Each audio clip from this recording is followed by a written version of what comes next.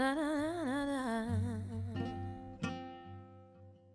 Peace process and the recent collapse of guns. How are things looking in Dorset at the moment in those areas? Well, still very uncertain, Malcolm. I've made a request to the Premier's office on Monday to say that rural councils and our council particularly would like to be involved if they don't get an agreement. And as of this morning, the Premier's taken a lead on the IGA stuff, and it's supposed to finish today at midnight, so hopefully that she can pull something together. But I've said that council, if there's nothing concrete comes out of the discussions today, that certainly our council and our rural councils will be on board to help with where to from here, really. And it's a situation that our council has been a leader in that field in the last 2 years, and certainly we want to be a part of anything that's said from here on and a restructure of the industry and give our views.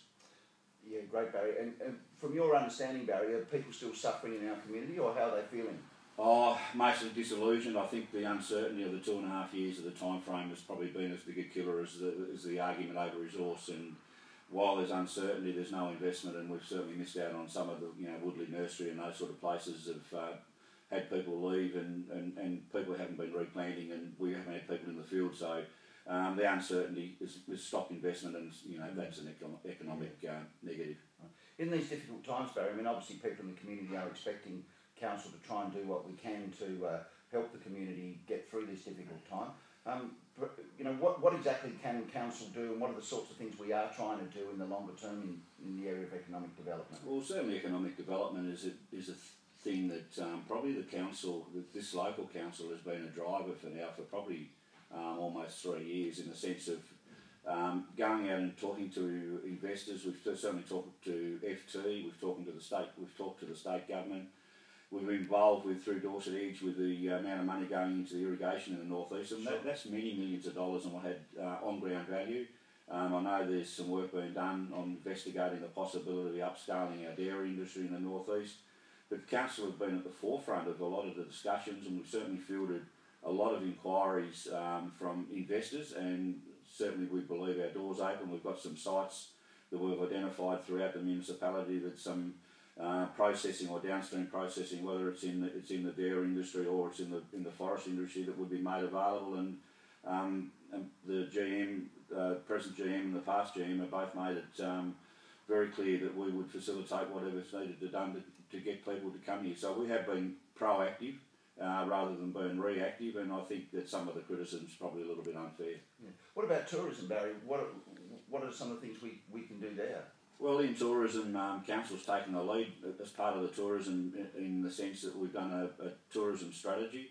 Therefore, a lot of those points that were identified there, we've engaged a tourism officer, and really that's to drive home some of those early strategies to underpin tourism development throughout the northeast. And council's taken the lead in that. Like, some of our operators in the tourism are small players, and we believe that we needed to put some resources in, and which we have done. And I think that with the Trail of the Tin Dragon, a tourism officer, the strategy, the last 2 years has been very proactive in the tourism field. Sure.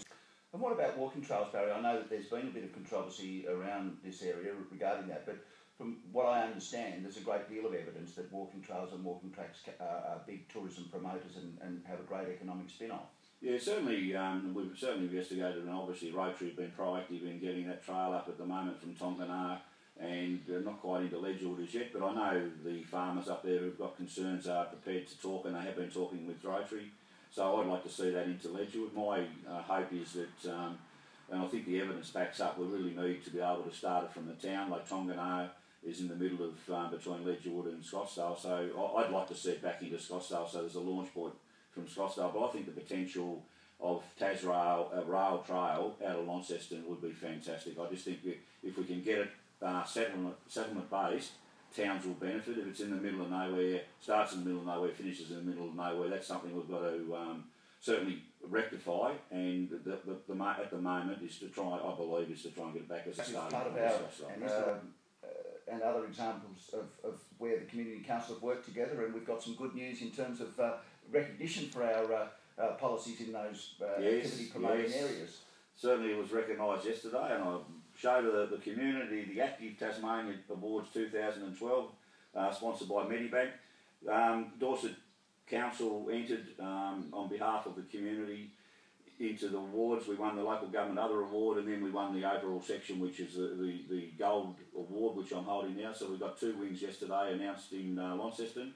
And I think the big thing that's come out of it is the collaboration between council. Actually, it's between 3 levels of government, because some of the infrastructure has been funded by state and federal government, which is fantastic. And we at times are pretty critical on governments, but you know, without their help and their finances, we would never get this infrastructure built. So we must recognise that. And the community, a lot of these things have come from the community. Bridport Innovations, Rotary and Scottsdale, Elizabeth Lane walking track.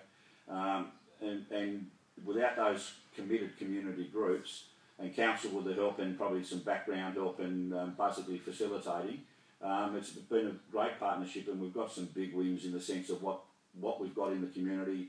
The Bridport walking track with its river walk, river forest walk, and also the ocean walk with a 10-kilometre loop around the seaside town of Bridport gives you many experiences in a 10-kilometre walk. It doesn't only help you get out and get active, but you just see such a different terrain, and I just think it's a wonderful thing. And when you come to Scottsdale in the morning or afternoon, you see people using the Lister's Lane. There is always people wandering around or walking and getting active around Lister's Lane. I just think both of those things are fantastic, and in that it's been driven by a partnership. So I think that's the important thing. When we work together, we can achieve great things. We can.